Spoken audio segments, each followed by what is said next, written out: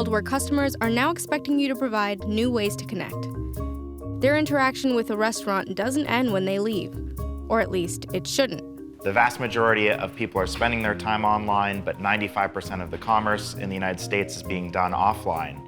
And there are a lot of bridges that need to be built between those two worlds. Unfortunately, for physical businesses where 95% of the commerce is, there's no data to operate your business on. So we empower you with that data.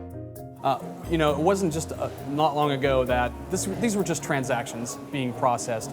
And now we can actually identify guests, pair them up with transactions, and get a feel for who our guests really are, as opposed to relying on focus groups and interviews. Marketing expert Carrie White explains how building customer relationships are crucial to a successful business. You guys put so much into, the environment that you have, your food, your drink. You deserve your customers. You're not building a hospitality business to serve them once. But if you weren't able to serve another new customer, would your business survive? A customer list is one of the most valuable assets to your business, and it's also one of the most cost-effective ways to market your business. If you do not have a way of getting back in contact with your people, you will forever have to pay to play. Businesses like ZenReach have figured out some of the best ways to create connections with customers. When offering them something they want, like free Wi-Fi, customers have no problem sharing information, like their email address. Almost 60% of restaurant patrons say they would select a restaurant if it has Wi-Fi versus a restaurant that doesn't.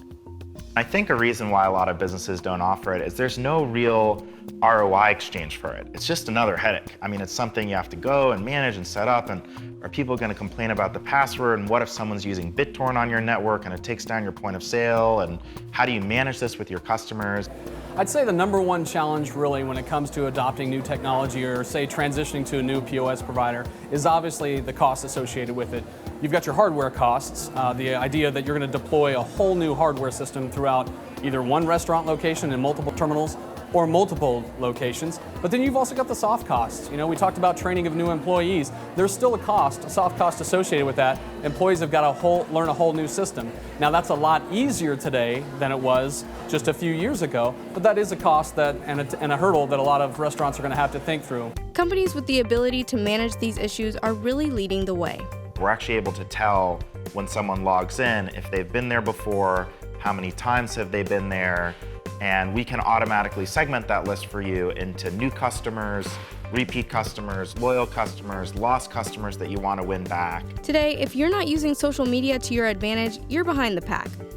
68% of Americans are on Facebook, meaning you could potentially access 68% of Americans for free.